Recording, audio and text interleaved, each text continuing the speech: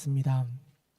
하나님 아버지, 오늘도 이렇게 귀한 자리에 저희들을 불러 모아주시고 하나님 아버지 앞에 부활절 기도로 나가게 해주시니 감사를 드립니다. 분주했던 우리의 일상을 이 시간 잠시 내려놓게 해주시고 오직 주님의 말씀 앞에 기도와 찬양으로 나아가는 귀한 시간 되게 하여 주시옵소서. 특별히 오늘 이 저녁 가운데 함께 해주셔서 우리의 삶을 다시 한번 하나님께 드리는 시간 되게 해주셔서 들려지는 선포의 말씀이 또 함께 읽는 이 요한계시록의 말씀이 하나님이 우리에게 들려주시는 귀한 하나님의 말씀이 되게 하여 주시옵소서. 오늘 이 방 가운데 함께하여 주실 줄 믿사오며 살아계신 우리 구주 예수님의 이름으로 기도드리옵나이다. 아멘. 할렐루야. 네, 오늘도 이렇게 귀한 자리에 나오신 분들을 주님의 이름으로 환영합니다. 또 온라인으로 함께 하시는 모든 분들에게도 하나님의 은혜가 가득할 줄로 믿습니다. 오늘 함께 나눌 말씀은요, 요한계시록 15장부터 18장까지 15, 16, 17, 18장에서 총 4장의 말씀을 함께 살펴보면서 또 하나님께서 우리에게 주시는 음성을 듣기를 원합니다. 지난 시간에 나누었던 것처럼 7인을 떼고 7나팔을 떼고 나팔을 불고 그리고 마지막 7나팔을 분 이후에 일어나게 되는 일들, 14만 4천이 하나님을 찬양하고 또 새 천사가 바벨론 심판에 대한 예언을 하고 마지막 이제 하나님의 그 추수하는 일들을 우리가 14장에서 마지막에서 살펴보았고요. 이제는 그 마지막 재난을 가지고 오는 천사가 끝난 이후에 이제 15장부터 시작되는 7대접에 대한 예언의 말씀을 오늘 말씀을 통하여서 함께 살펴보는 시간을 가져보도록 하겠습니다. 제가 1절 읽고요. 여러분이 2절 이렇게 또 마지막은 함께 교독하도록 하겠습니다. 제가 먼저 15장 1절 말씀 읽도록 하겠습니다. 또 하늘에 크고 이상한 다른 이적을 보매 7 천사가 7 재앙을 가졌으니 곧 마지막 재앙이라 하나님의 진노가 이것으로 마치리로다.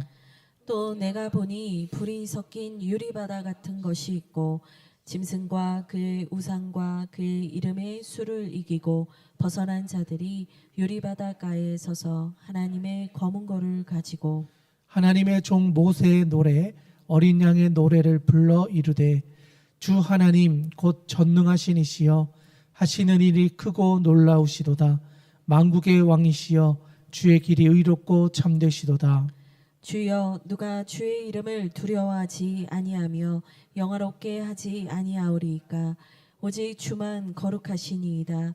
주의 의로우신 일이 나타났음에 만국이 와서 주께 경배하리이다 하더라.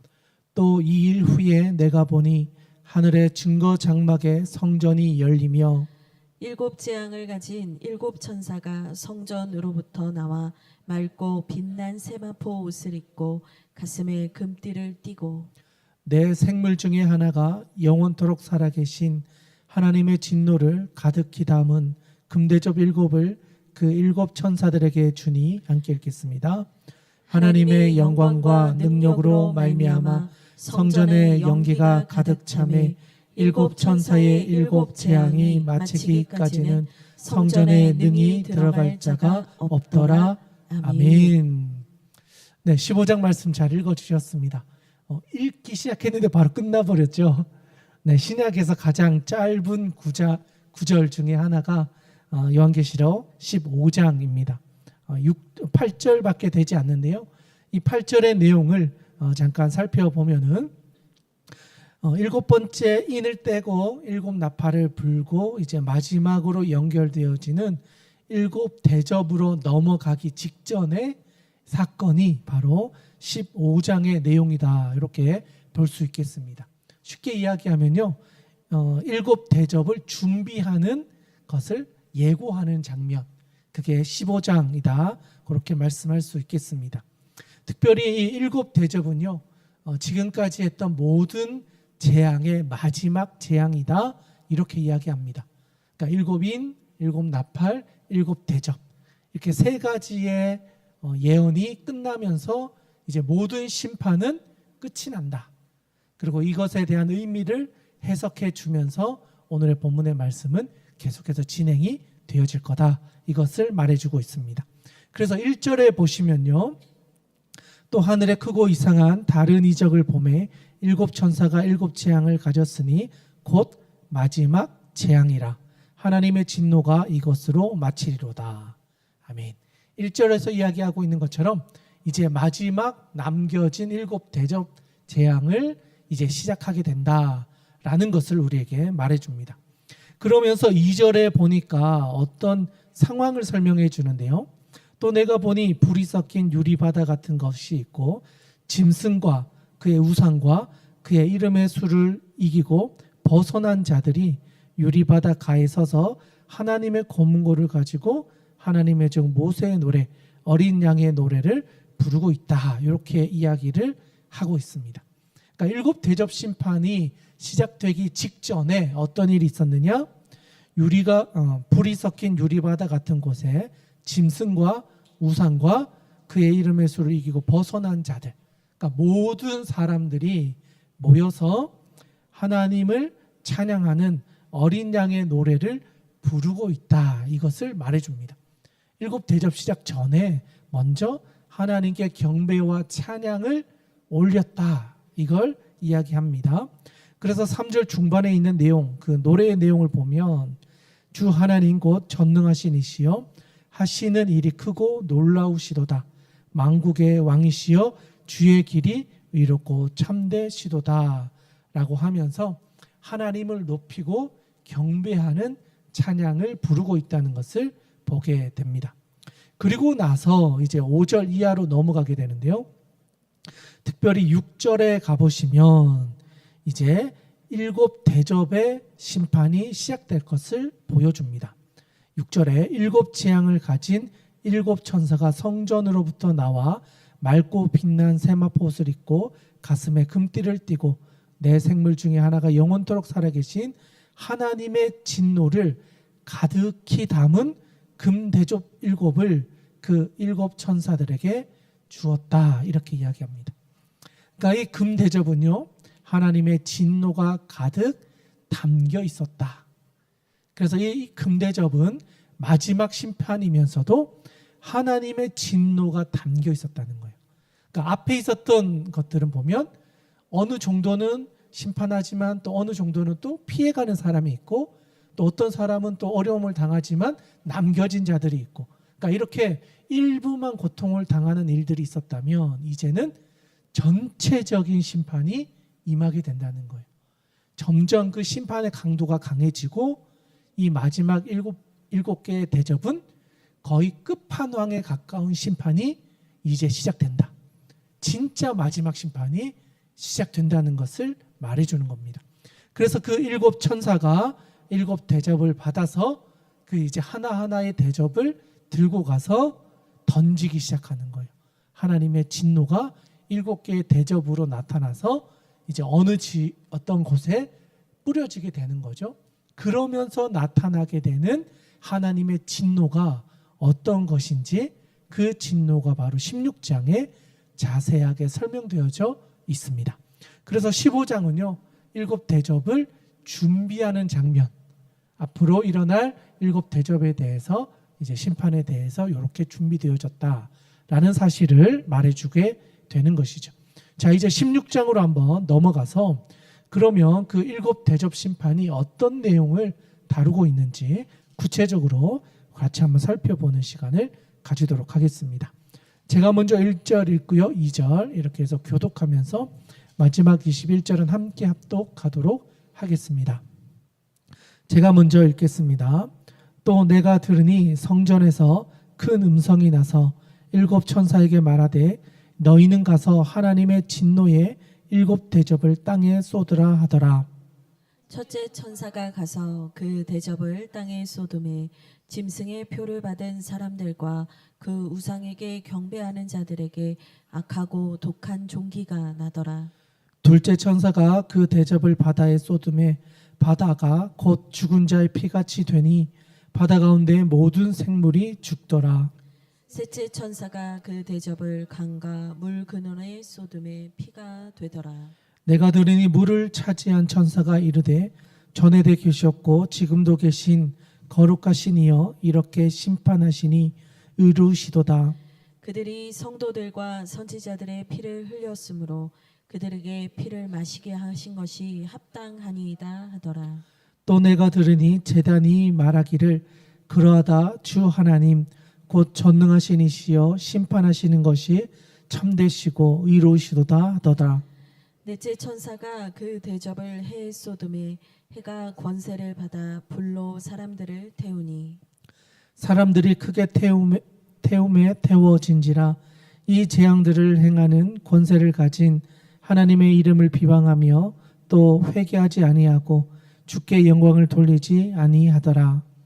또 다섯째 천사가 그 대접을 짐승의 왕자에 쏟으니 그 나라가 곧 어두워지며 사람들이 아파서 자기 혀를 깨물고 아픈 것과 종기로 말미암아 하늘의 하나님을 비방하고 그들의 행위를 회개하지 아니하더라. 천사가 그 대접을 큰 강 유브라데에 쏟음에 강물이 말라서 동방에서 오는 왕들의 길이 예비되었더라. 또 내가 보매 개구리 같은 새 더러운 영이 용의 입과 짐승의 입과 거짓 선지자 입에서 나오니 그들은 귀신의 영이라 이적을 행하여 온 천하 왕들에게 가서 하나님 곧 전능하신 이의 큰 날에 있을 전쟁을 위하여 그들을 모으더라. 보라 내가 도둑같이 오리니 누구든지 깨어 자기 옷을 지켜 벌거벗고 다니지 아니하며 자기의 부끄러움을 보이지 아니하는 자는 복이 있도다. 새 영이 히브리어로 아마겟돈이라 하는 곳으로 왕들을 모으더라. 일곱째 천사가 그 대접을 공중에 쏟음에 큰 음성이 성전에서 보좌로부터 나서 이르되 되었다 하시니 번개와 음성들과 우레소리가 있고 또 큰 지진이 있어 얼마나 큰지 사람이 땅에 있어 온 이래로 이같이 큰 지진이 없었더라. 큰 성이 세 갈래로 갈라지고 만국의 성들도 무너지니 큰 성 바벨론이 하나님 앞에 기억하신 바 되어 그의 명렬한 진노의 포도주 잔을 받음에 각 섬도 없어지고 산악도 간데 없더라. 함께 읽겠습니다. 또 무게가 한 달란트나 되는 큰 우박이 하늘로부터 사람들에게 내림에 사람들이 그 우박의 재앙 때문에 하나님을 비방하니 그 재앙이 심히 크미러라. 아멘. 네, 16장 말씀 잘 읽어 주셨습니다. 네, 16장은요. 진노의 일곱 대접 재앙이 구체적으로 어떻게 나타나게 되는지를 우리에게 보여줍니다. 특별히 1절에 가보시면요. 하나님의 진노의 일곱 대접을 땅에 쏟으라 하더라 라고 하면서 일곱 천사가 자기에게 주어진 대접을 가지고 가서 이제는 땅에 쏟아 놓게 됩니다. 그래서 제일 먼저 1번 첫 번째 천사 2절에 보니까요. 첫 번째 천사가 그것을 땅에 쏟았더니 짐승의 표를 받은 사람들과 그 우상에게 경배하는 자들에게 악하고 독한 종기가 나타나게 되었다. 하나님의 진노의 첫 번째 잔이 누구에게? 짐승의 표를 받은 사람들과 그 우상에게 경배하는 자들에게 임했다. 그런데 그게 어떤 방식으로? 악하고 독한 종기의 모습으로 나타났다. 그게 첫 번째 하나님의 진노였다라는 거예요. 하나님을 버린 사람들, 짐승의 표를 받은 사람, 우상에게 경배하는 자들, 하나님 아닌 다른 것을 섬긴 자들에 대한 심판이었다. 이렇게 볼 수 있겠습니다. 그리고 3절에 가보면 두 번째 천사가 어디에 쏟았냐면 바다에다가 쏟았다. 이렇게 얘기해요. 바다. 그랬더니 바다가 곧 죽은 자의 피같이 되어 바다 가운데 모든 생물이 죽었다. 그러니까 바다에 살고 있던 생물이 죽게 되었다. 이게 두 번째 천사가 내린 진노였다라는 겁니다. 그리고 이제 세 번째 4절에 가보시면 어디에 던지냐면 강과 물 근원에 쏟음에 또 피가 같이 되었다 이렇게 이야기합니다. 그랬더니 그 5절에 가보시면 내가 들으니 물을 차지한 천사가 이르되 전에도 계셨고 지금도 계신 거룩하신 이여 이렇게 심판하시니 의로우시다 하면서 강과 물 근원에 피가 되게 하는 것에 대해서 하나님이 당연하게 심판하시는 의로우신 심판이다 라고 이야기를 합니다. 그러면서 중요한 이야기를 하는데 6절이에요. 이게 어떤 의미를 가지고 있느냐, 바로 그들이 성도들과 선지자들의 피를 흘렸으므로 그들에게 피를 마시게 하는 것이 합당하다. 그러니까 이 피는요, 너희가 피 흘리게 했던 사람들의 피를 너희들이 먹게 된다는 거예요. 당하게 된다. 너희가 행했던 그대로를 당하게 된다. 결국 하나님의 심판이 너희에게 임하게 되는 것을 피할 수 없게 될 것이다 라고 하는 것을 이야기해 줍니다. 그러면서 7절에도 제단이 말하기를 그러하다 주 하나님 곧 전능하신 이시여 심판하시는 것이 참되시고 의로우시다. 그러니까 하나님이 그 죄에 대해서 그냥 넘어가지는 않으신다. 반드시 너희가 행했던 그것에 대한 죄가에 대한 값을 치르게 하신다. 피에 대한 죄값을 피로 갚게 하신다. 그게 세 번째 하나님의 진노였다. 그리고 이제 네 번째 진노인데요. 8절에 가보시면 네 번째 천사는 그 대접을 해에 쏟았다 그래요. 해. 빛을 내는 그 해에 쏟았더니 그 해가 권세를 받아서 불로 사람들을 태워버렸다 이렇게 이야기해요. 그런데 9절 뒤에 보면요, 어떤 이야기를 하냐면 사람들이 많이 태워져서 죽게 되었는데 이 재앙을 행하는 권세를 가진 하나님의 이름을 비방하며 또 회개하지 아니하고 주께 영광을 돌리지 아니하더라. 수많은 사람이 태워지고 불에 타고 있는데 하나님에 대한 원망과 분노가 사라지지 않았다. 그러니까 내가 범죄함으로 당한 고난인데 하나님을 원망하고 있다는 거예요. 여전히 자기 안에 자기의 죄를 보는 것이 아니라 하나님에 대한 원망으로 가득 차 있었다. 그게 네 번째 하나님의 심판, 대접에서 보여주는 장면이다라는 거예요. 그리고 나서 이제 다섯 번째 10절인데요. 10절에도 가보면 다섯째 천사가 짐승의 왕좌에 쏟았다라고 이야기합니다. 여기서 말하는 짐승의 왕좌는요, 결국 사탄의 세력을 이야기하는 겁니다. 이 땅에서 하나님을 대적했던 사탄의 세력에 하나님의 심판을 부었다. 그랬더니 어떻게 하느냐? 11절에 가보시면 그것으로 인해서 아픈 것과 정기로 말미암아 하늘의 하나님을 비방하고 그들의 행위를 회개하지 아니하더라.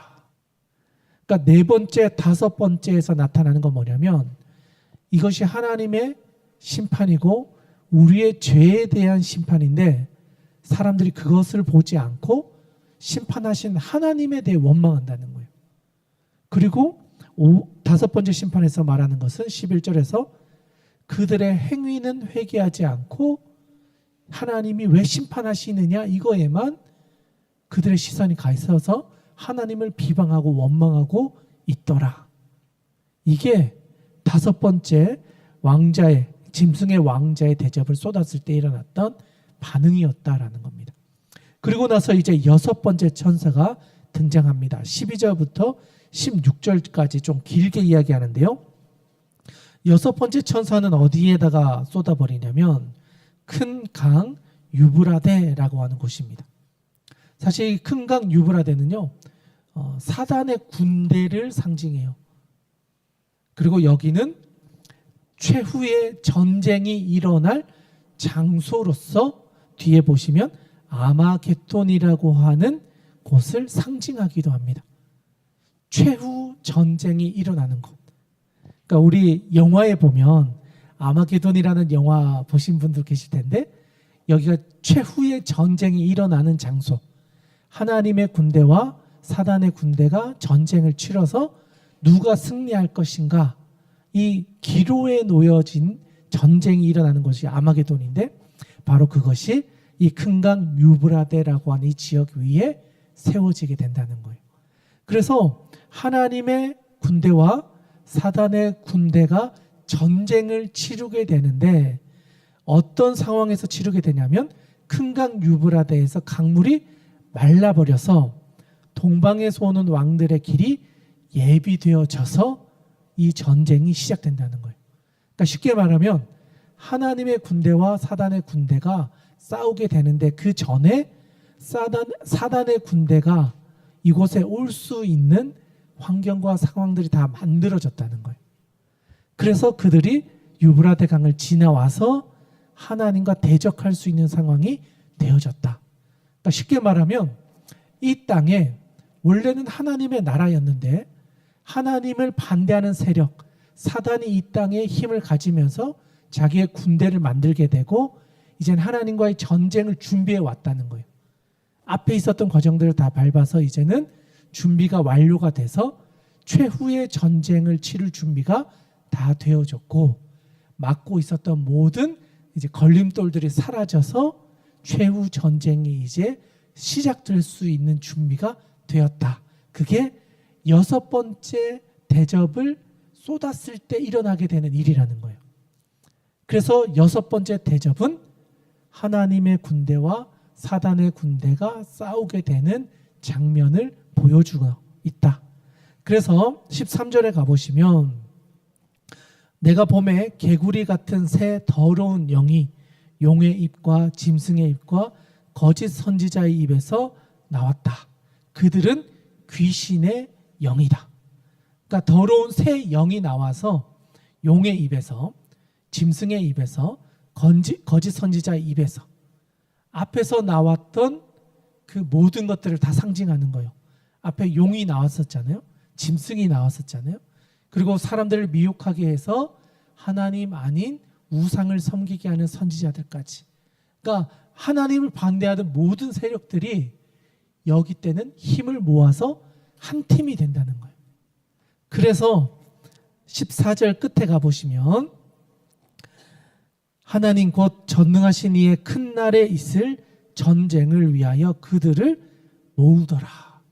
이 새 영이 주축이 되어서 하나님을 반대하는 군대, 사단의 군대의 세력을 모은다. 그런데 이때가 언제 올지는 아무도 모른다는 거예요. 15절 초반에 보면, 보라 내가 도둑같이 오리니, 그러니까 언제 이런 일들이 일어날지는 너희는 모른다. 하나님이 도둑같이 임하셔서 이런 일들을 일어나게 하실 것이다. 그리고 16절에 이것에 대해서 정확하게 정리를 해줍니다. 16절, 새 영이 히브리어로 아마게돈이라 하는 곳으로 왕들을 모으더라.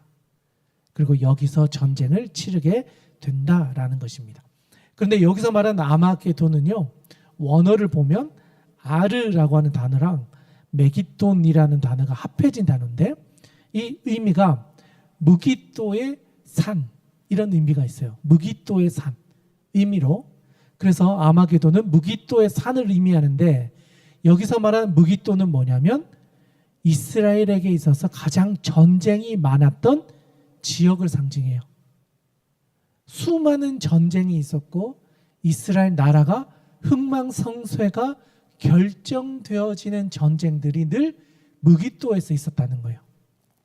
그래서 이 무기또에서 일어나는 이 전쟁이 결국 하나님의 백성의 운명을 좌우하게 되는 전쟁, 무기또에서 경험했던 이스라엘의 전쟁과 같은 그 전쟁이 이 아마겟돈에서 일어나게 될 것이다. 그것을 상징하는 장소가 바로 아마겟돈이다. 이렇게 볼 수 있겠습니다. 역사적으로도 보면요, 요시야 왕이 애굽 왕 바로 느고에 의해서 죽음을 당했던 장소가 무기또이기도 하고요. 또 수많은 장소들 중에서도 무기또가 이스라엘의 역사의 분기점이 되었던 역사적인 장소였다.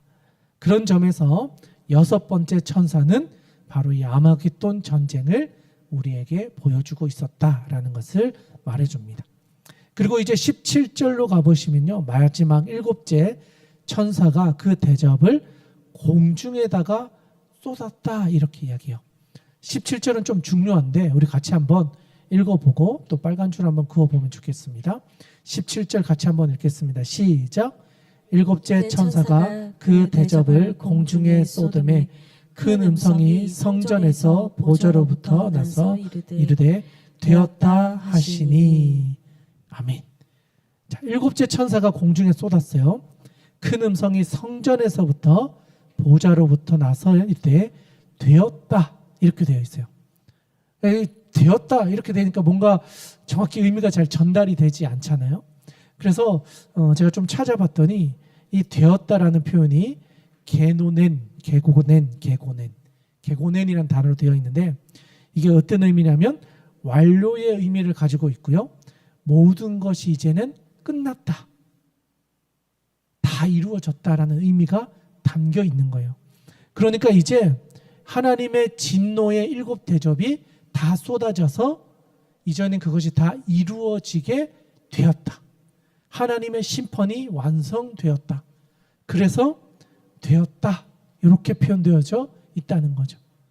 그래서 하나님의 심판이 이제 다 끝났다라고 하면서 마지막 7번째 심판이 이제 임하게 되는데 그것이 어떤 식으로 나타나느냐, 19절에 가보시면 큰 성이 세 갈래로 갈라지고 만국의 성들도 무너지니 큰 성 바벨론이 하나님 앞에 기억하신 바 되어 그의 맹렬한 진노의 포도주잔을 받음에. 그러니까 이 땅을 다스렸던 가장 큰 성 바벨론이 세 갈래로 무너지고 만국의 성들도 이제 다 무너져 버렸다. 그러니까 이 땅에 있는 모든 것들이 이제 심판으로 인해 무너져서 더 이상 살아남을 수 있는 어떤 세력도 없어졌다. 쉽게 말하면 아마겟돈 전쟁에서 하나님의 승리가 임하게 되고 그 승리가 이 땅에 있는 모든 세력들을, 세속 세력들을 다 무너뜨려서 이제는 하나님의 승리만 남게 되었다. 이런 의미를 가지게 된다는 거예요. 그래서 21절에도 가보시면 또 무게가 1달란트나 되는 큰 우박이 하늘로부터 사람들에게 내림에 사람들이 그 우박의 재앙 때문에 하나님을 비방하니 그 재앙이 심히 크미러라. 1달란트는요 보통 34kg 정도를 이야기해요. 그러니까 34kg가 되는 우박이 하늘에서 떨어져서 사람들에게 내려서 그 우박 재앙으로 인해 사람들이 죽음을 맞이하게 되었다. 그러니까 많은 사람들이 이게 우박이 맞냐, 어쩌면 또 우주에서 떨어진 어떤 것들이 땅에 떨어진 거 아니냐 막 그렇게 해석하기도 하는데 어쨌든 엄청 큰 덩어리들이 하늘에서 떨어져서 사람들의 임에서 죽게 되었다. 그런데 이때도 어떻게 되느냐, 마지막 절 후반절에 보면 하나님을 비방해요. 왜? 우박의 재앙 때문에. 그러니까 자신들의 죄는 돌아보지 않고 고통을 당하는 것, 하나님이 심판하시는 것, 여기서는 우박의 재앙 때문에 하나님을 비방했다 이렇게 이야기해요. 그러니까 끝까지 자기의 죄를 뉘우치지 않는 사람들에 대한 심판이 임하게 되는 거죠. 쉽게 말하면 빨리 돌이키고 하나님께로 돌아왔다면 이 심판으로부터 벗어날 수 있었지만 그러지 않음으로 인해서 하나님의 진노가 7개의 대접이 되어서 이 땅에 임하게 되고 그 7개의 대접이 다 임했을 때는 누구도 살아남지 못하는 전적인 하나님의 심판이 이 땅 가운데 임하게 되었다. 그 사실을 21절에서 우리에게 말해주고 있다 할 수 있겠습니다. 네, 여기까지 하면요 7 대접의 내용을 우리가 빠르게 한번 정리를 해본 것 같습니다. 이제는 이 7 대접 이후에 하나님이 하시는 진짜 심판의 내용이 추가적으로 나오고 있어요. 17장의 내용인데요. 저와 여러분이 한 절씩 읽어가면서 마지막 함께 또 보도록 하겠습니다. 제가 먼저 1절 말씀 보겠습니다. 또 7 대접을 가진 7 천사 중 하나가 와서 내게 말하여 이르되 이리로 오라. 많은 물 위에 앉은 큰 음녀가 받을 심판을 내게 보이리라. 땅의 임금들도 그와 더불어 음행하였고 땅에 사는 자들도 그 음행의 포도주에 취하였다 하고 곧 성령으로 나를 데리고 광야로 가니라. 내가 보니 여자가 붉은 빛 짐승을 탔는데 그 짐승의 몸에 하나님을 모독하는 이름들이 가득하고 7 머리와 10 뿔이 있으며 그 여자는 자주빛과 붉은빛 옷을 입고 금과 보석과 진주로 꾸미고 손에 금잔을 가졌는데 가증한 물건과 그의 음행에 더러운 것들이 가득하더라. 그의 이마에 이름이 기록되었으니 비밀이라 큰 바벨론이라 땅의 음녀들과 가증한 것들의 어미라 하였더라. 또 내가 보매 이 여자가 성도들의 피와 예수의 증인들의 피에 취한지라. 내가 그 여자를 보고 놀랍게 여기고 크게 놀랍게 여기니 천사가 이르되 왜 놀랍게 여기느냐. 내가 여자와 그가 탄 7 머리와 10 뿔 가진 짐승의 비밀을 내게 이르리라. 내가 본 짐승은 전에 있었다가 지금은 없으나 장차 무적행으로부터 올라와 멸망으로 들어갈 자니 땅에 사는 자들로서 창세 이후로 그 이름이 생명책에 기록되지 못한 자들이 이전에 있었다가 지금은 없으나 장차 나올 짐승을 보고 놀랍게 여기리라. 지혜 있는 뜻이 여기 있으니 그 7 머리는 여자가 앉은 7 산이요 또 7 왕이라 5은 망하였고 하나는 있고 다른 하나는 아직 이르지 아니하였으나 이르면 반드시 잠시 동안 머무르리라. 전에 있었다가 지금 없어진 짐승은 8째 왕이니 7 중에 속한 자라. 그가 멸망으로 들어가리라. 내가 보던 10 뿔은 10 왕이니 아직 나라를 얻지 못하였으나 다만 짐승과 더불어 임금처럼 한동안 권세를 받으리라. 그들이 한 뜻을 가지고 자기의 능력과 권세를 짐승에게 주더라. 그들이 어린 양과 더불어 싸우려니와 어린 양은 만주의 주시요 만왕의 왕이심으로 그들을 이기실 터이요 또 그와 함께 있는 자들 곧 부르심을 받고 택하심을 받은 진실한 자들도 이기리로다. 또 천사가 내게 말하되 내가 본 바 음녀가 앉아 있는 물은 백성과 무리와 열국과 방언들이니라. 내가 본 바 이 10뿔과 짐승은 음녀를 미워하여 망하게 하고 벌거벗게 하고 그의 살을 먹고 불로 아주 사르리라. 이는 하나님이 자기 뜻대로 할 마음을 그들에게 주사 한 뜻을 이루게 하시고 그들의 나라를 그 짐승에게 주게 하시되 하나님의 말씀이 응하기까지 하심이라. 또 내가 본 그 여자는 땅의 왕들을 다스리는 큰 성이라 하더라. 아멘. 네, 17장 말씀 잘 읽어 주셨습니다. 네, 17장 말씀은요, 그 시대적인 상황을 조금 고려해서 본문을 볼 필요가 있는데요. 특별히 사도 요한이 살았던 그 시대의 황제들, 세워졌던 왕들과 특별히 그가 살았던 로마, 그 주변에 있었던 7 산들, 그러니까 이런 지형과 지물들을 상징적으로 가지고 와서 오늘의 이야기를 풀어가고 있어요. 그러니까 종말에 대한 내용이면서 동시에 그 시대에 살아가고 있었던 사람들이 이해할 수 있는 상황들을 시각적인 지명과 환경들을 사용해서 설명하고 있다. 이렇게 보실 수 있다는 거죠. 그래서 1절에 가보시면 7 대접을 가진 7 천사 중 하나가 이제 내려옵니다. 그래서 어떤 말을 하냐면 이리 오라. 많은 물 위에 앉은 큰 음녀가 받을 심판을 내게 보이리라. 그러니까 지금까지는 전체적인 심판을 이야기했다면 이번에는 콕 집어서 하나님을 대적했던 사탄의 세력의 지도자, 리더에 대한 심판을 하나님이 어떻게 하실 것인가에 대해서 이야기를 하겠다라는 겁니다. 그래서 그 큰 음녀에게 내릴 심판을 요한에게 보여주기 시작했다라는 겁니다. 그런데 그 음녀와 함께했던 사람들이 있는데 바로 2절에 보시면 땅의 임금들도 그와 더불어 음행하고 땅에 사는 자들도 그 음행의 포도주에 취하였다. 그러니까 하나님을 대적했던 사탄의 세력에 함께했던 이 땅에 있었던 사람들 역시도 이 심판을 피할 수 없을 것이다 라고 이야기를 합니다. 그러면서 3절에 성령으로 나를 데리고 광야로 가서 여자와 붉은빛 짐승, 다 이제 하나님을 대적했던 세력으로 나타나고 있는 그 여자와 짐승을 보여주시고 있는 거죠. 그래서 그들과 이렇게 멀리서 이제 요한이 이제 그 짐승과 음녀를 바라보고 있는 상황에서 그것에 대한 설명을 해줍니다. 5절에 가보시면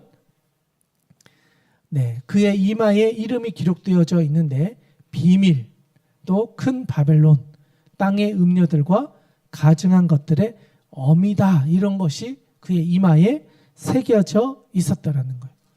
그러니까 하나님을 대적하는 세력의 우두머리였다, 이것을 말해준다는 거죠. 그런데 이 우두머리 같은 이 여인이 어떤 모습으로 있냐면 6절에 가보시면 또 내가 보면 이 여자가 성도들의 피와 예수의 증인들의 피에 취하여 있었다라는 거예요. 그러니까 핍박을 하면서 사람들을 죽이는 일에 가속도를 내고 이제 이 일을 완전히 자기가 이제는 절제할 수 없을 정도로 하나님을 따라가는 사람들을 핍박하고 죽이는 일에 집중해 있었다는 거예요. 이 여인이, 하나님을 대적하는 세력이. 그랬더니 이 천사가 이제 이것에 대해서 설명을 해주는 거예요. 7절부터 쭉 시작이 되는데 7절에서는 왜 놀랍게 여기느냐, 내가 여자와 그가 탄 7머리와 10뿔 가진 짐승의 비밀을 내게 보여주겠다라고 하면서 이것은 원래 옛날에 있었던 것인데 지금은 무적행으로부터 올라와서 멸망으로 들어갈 자들을 상징한다 라고 이야기를 하면서 8절 중반에 가보시면 창세 이후로 그 이름이 생명책에 기록되지 못한 자들이 이전에 있었다가 지금은 없으나 장차 나올 짐승을 보고 놀랍게 여기리라. 지혜 있는 뜻이 여기 있으니 그 7머리는 여자가 앉은 7산이요 또 7왕이라. 5은 망하였고 하나는 있고 다른 하나는 아직 이르지 아니하였으나 이르면 반드시 잠시 동안 머무르리라. 이렇게 표현되어져 있습니다. 특별히 9절에서 말하는 7머리, 7산, 7왕, 이거는요 사실 로마 시대에 있는 상징들을 의미해요.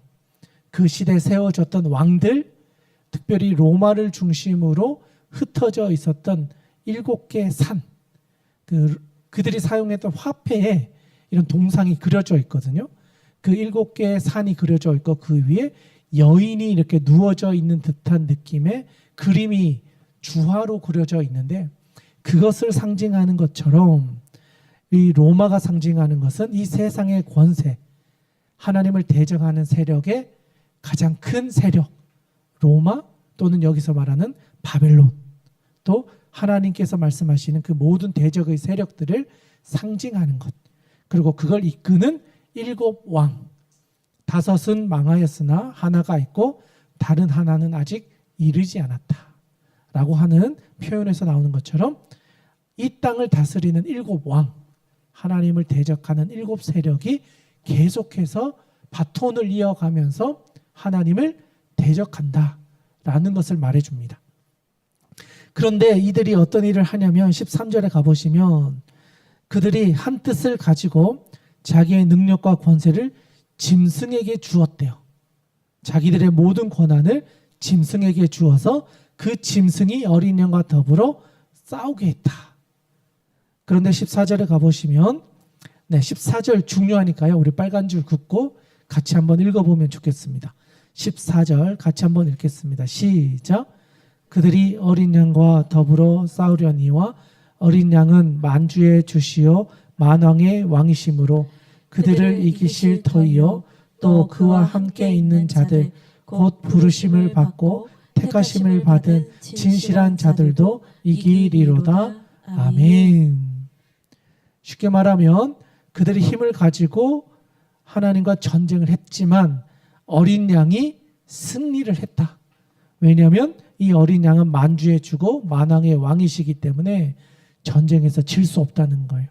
그런데 그와 함께한 자들, 부르심을 받고 택하심을 받은 진실한 자들도 결국 이기게 된다. 이게 최후 승리를 이야기하는 거거든요. 하나님 편에 섰던 사람들, 고난을 당하고 어려움을 당하고 심지어 목베임을 당하고 피를 흘렸던 사람들, 어린 양의 승리와 함께 그들도 부르심을 받고 택하심을 받은 진실한 자들은 결국 이 최후 승리를 맛보게 될 것이다. 그러면서 15절 16절에 아주 이건 좀 웃기는 이야기라고 할 수 있는데, 그 사탄의 세력 안에서 일어나는 배신이 일어난다는 걸 예고하고 있어요.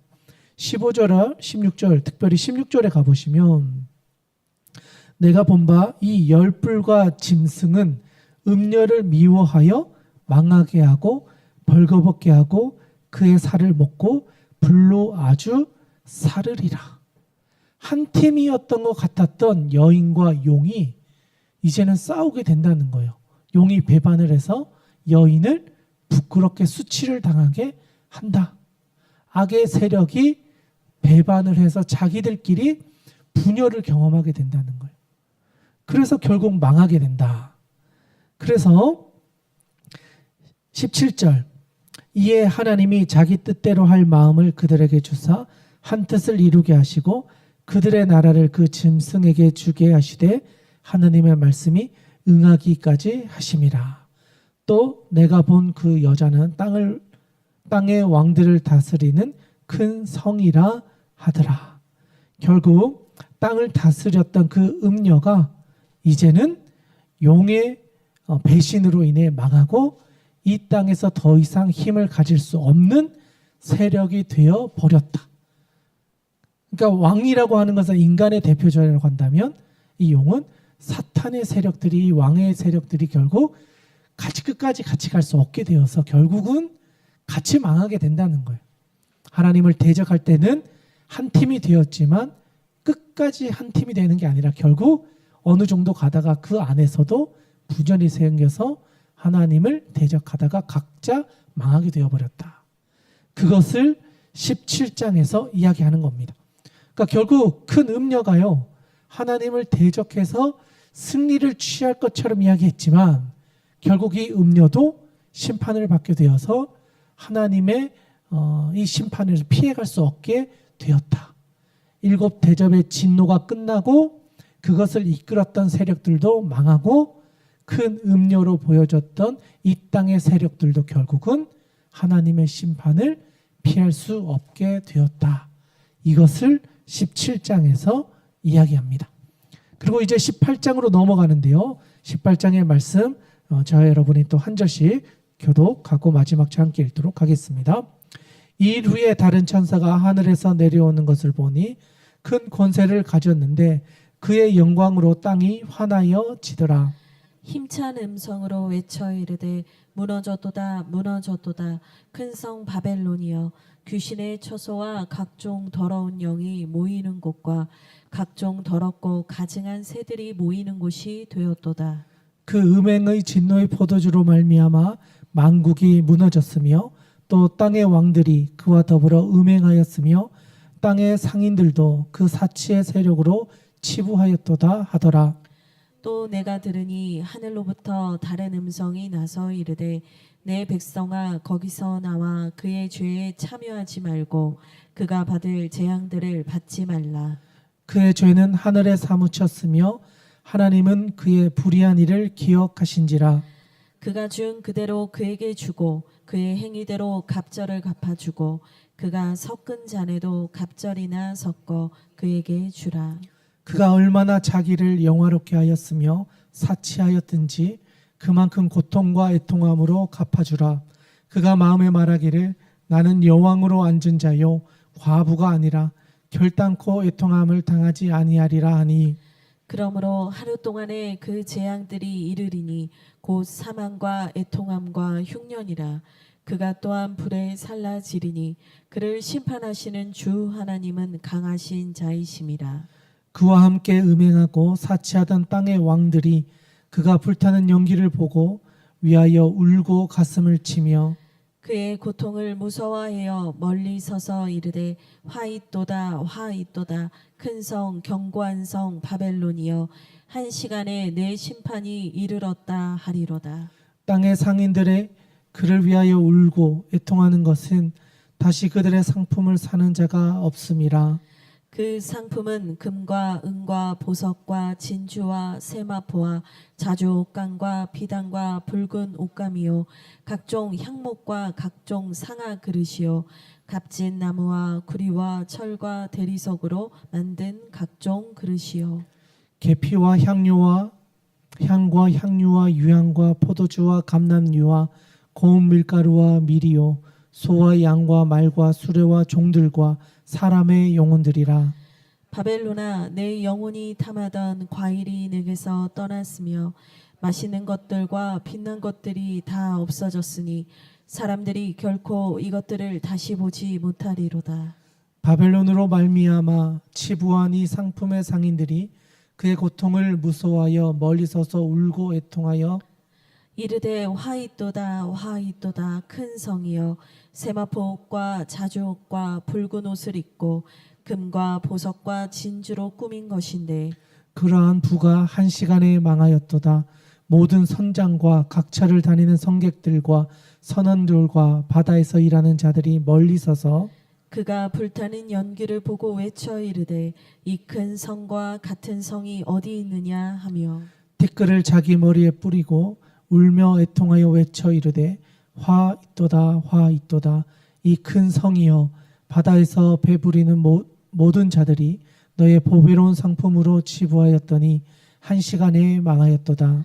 하늘과 성도들과 사도들과 선지자들아 그로 말미암아 즐거워하라. 하나님이 너희를 위하여 그에게 심판을 행하셨음이라 하더라. 이에 한 힘센 천사가 큰 맷돌 같은 돌을 들어 바다에 던져 이르되 큰 성 바벨론이 이같이 비참하게 던져져 결코 다시 보이지 아니하리로다. 또 검은 곳 타는 자와 풍류하는 자와 퉁소 부는 자와 나팔 부는 자들의 소리가 결코 다시 내 안에서 들리지 아니하고 어떠한 세공업자든지 결코 다시 내 안에서 보이지 아니하고 또 맷돌 소리가 결코 다시 내 안에서 들리지 아니하고 등불빛이 결코 다시 내 안에서 비치지 아니하고 신랑과 신부의 음성이 결코 다시 내 안에서 들리지 아니하리로다. 너희의 상인들은 땅의 왕족들이라 내 복수로 말미암아 만국이 매혹되었다. 선지자들과 성도들과 이 땅 위에서 죽임을 당한 모든 자의 피가 그 성 중에서 발견되었느니라 하더라. 아멘. 네, 18장 말씀 잘 읽어주셨습니다.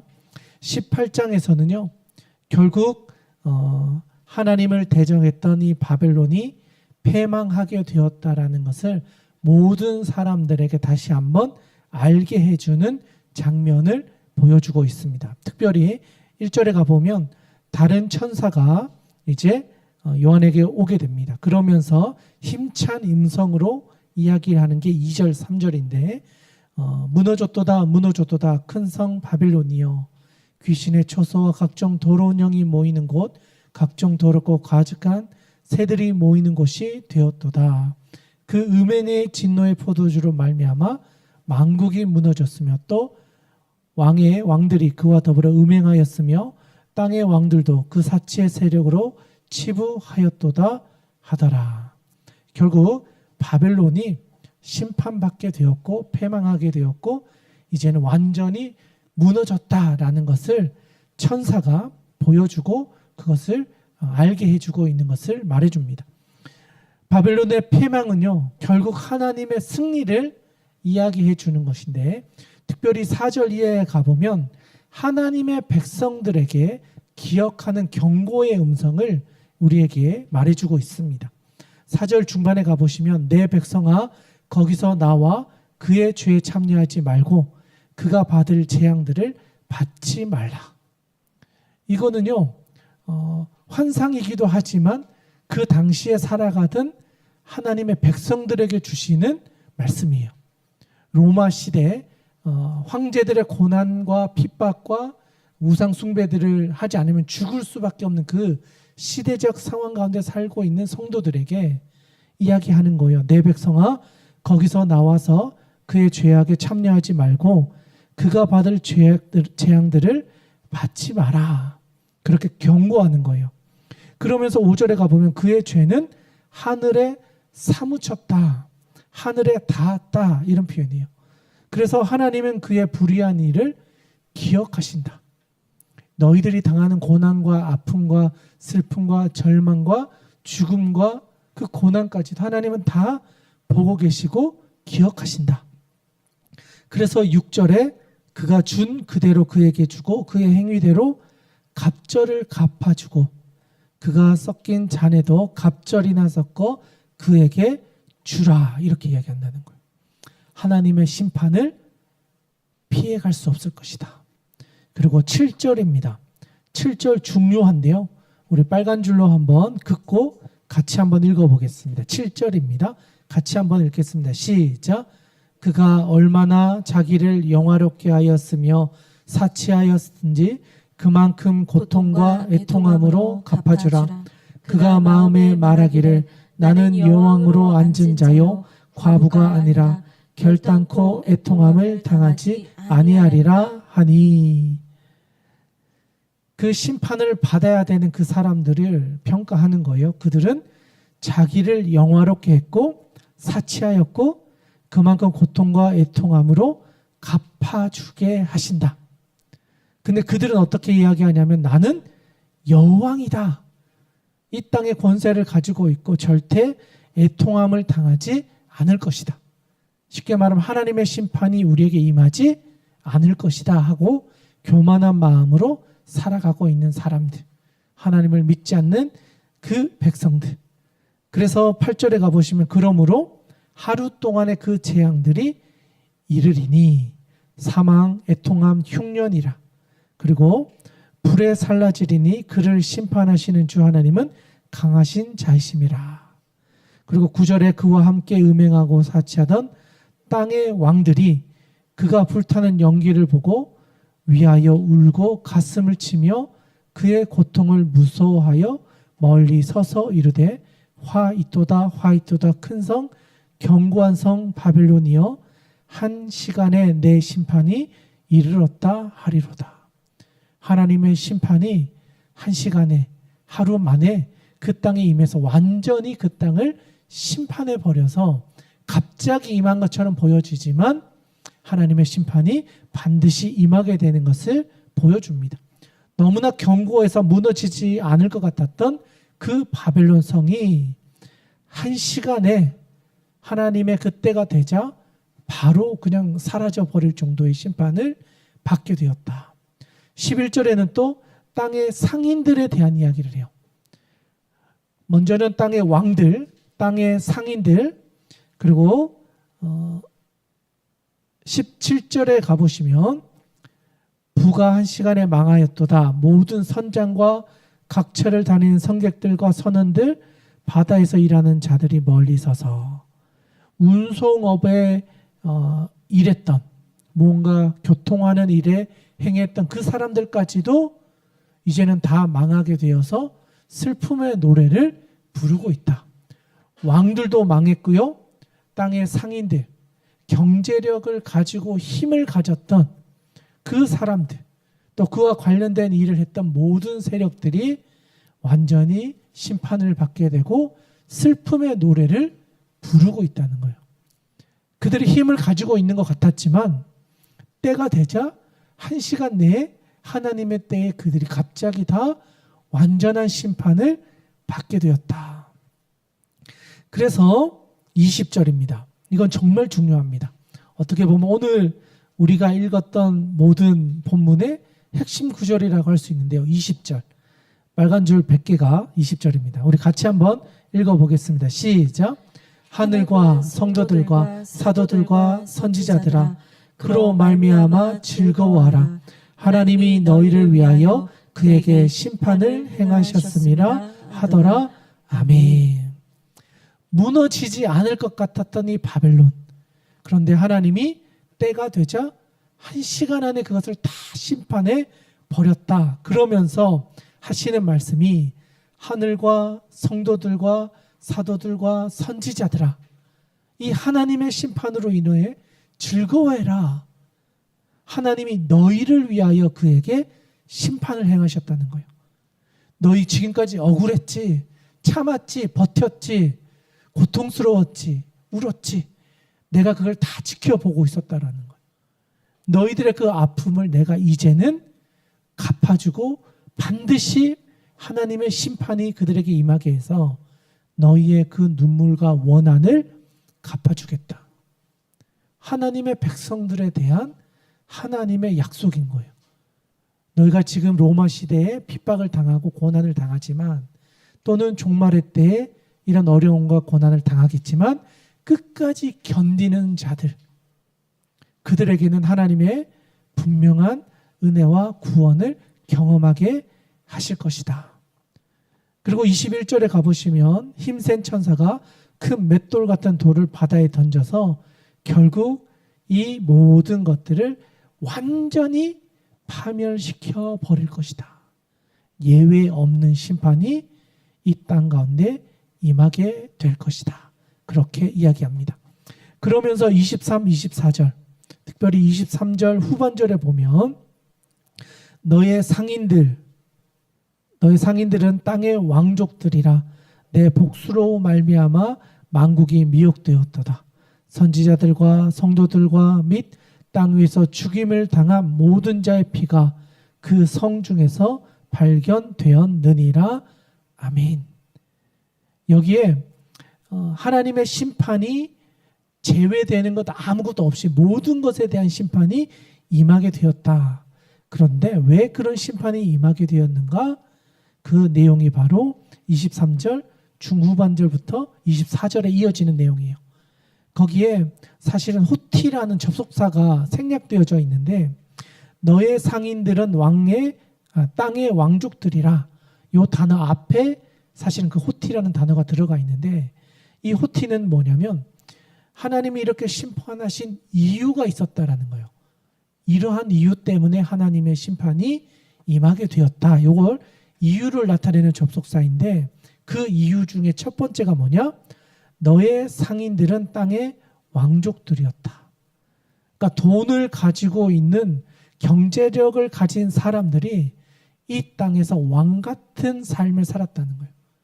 그러니까 만모니즘을 이야기하는 거예요. 돈을 가지고 힘자랑하고 세력을 키워왔던 모든 세력들 때문에 하나님의 심판이 임하게 된다는 거예요. 돈을 섬기는 사람들의 무리가 힘을 가지게 되고, 그 돈이 힘이 되어 우상이 되고 하나님을 대적했기 때문에, 그 만모니즘 때문에 하나님의 심판이 임하게 된다. 이게 첫 번째이고, 두 번째, 내 복수로 말미암아 만국이 미혹되었다. 여기서 말하는 복수는요, 마술, 료술, 사람들을 속이는 걸 이야기해요. 치료약이 아닌데 치료약인 것처럼 줘서 사람들을 죽게 만드는 것을 이야기해요. 그러니까 그 복술로 말미암아 만국이 미혹되었다. 사람을 속였다는 거예요. 다른 것에 마음을 빼앗기게 하고 하나님 아닌 다른 것을 사랑하게 만들어서 하나님의 백성들을 다 미혹하게 했기 때문에 그것에 대한 심판이 이것의 이유였다라는 거예요. 그리고 마지막 세 번째, 선지자들과 성도들과 땅 위에서 죽임을 당한 모든 자들의 피가 이 땅 가운데 다 흩어져 있었기 때문에 그 피에 대한 하나님의 심판이 이 땅 가운데 임하게 되었다. 하나님의 분명한 심판이 이 땅에 임하게 되었다. 이렇게 해서 세 가지,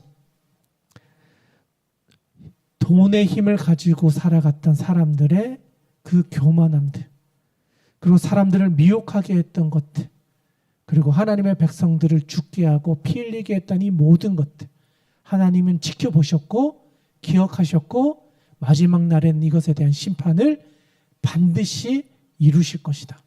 그리고 그것을 성취하셨다라는 사실을 요한이 환상을 통해 보게 하셨다라는 거예요. 오늘 우리가 나누었던 15, 16, 17, 18장은요, 결국 하나님의 진노가 이 땅 가운데 반드시 임한다. 피할 사람은 아무도 없다. 하나님은 그 심판을 통해 이 땅을 완전히 심판하게 되신다.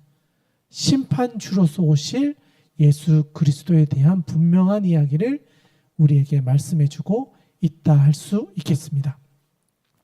네, 오늘 말씀 우리가 다 같이 좀 살펴보았고요. 주신 말씀을 가지고 또 기도의 자리로 나가기를 원하는데요. 제가 먼저 한번 기도하고 또 기도 제목을 가지고 함께 기도하도록 하겠습니다. 하나님 아버지, 오늘 주신 말씀을 기억합니다. 하나님의 진노의 잔, 정말 하나님의 진노가 7 대접을 가득 채울 만큼 기다리고 또 돌아오기를 바라고 하나님은 오래 참으셨지만 인간의 교만함이, 인간의 악함이, 자기의 죄를 돌아보지 않았던 그 완악함이 결국 하나님의 진노에까지 이르게 했던 것을 보았습니다. 하나님, 오늘 이 시간 기도하며 또 말씀을 붙잡고 나아갈 터인데 하나님, 우리의 삶을 돌아보게 하여 주시옵소서. 우리의 마음 가운데 있는 죄와 완악함과 교만함과 우리의 마음 가운데 있었던 하나님보다 더 사랑했던 모든 것들, 이 시간 내려놓고 하나님 앞에 겸손하게 우리의 삶의 방향을 다시 한번 점검하는 우리 모두가 되게 하여 주시옵소서. 하나님 아버지 앞에 기도하며 엎드리는 귀한 믿음의 자녀들에게 하나님의 능력과 회복과 하나님의 치유가 일어나는 시간 될 수 있도록 하나님 아버지 함께하여 주시옵소서. 하나님께서 이 시간 함께하여 주실 줄 믿사오며 살아계신 우리 구주 예수님의 이름으로 기도드리옵나이다. 아멘. 오늘 주신 말씀 가지고 이 시간 기도의 자리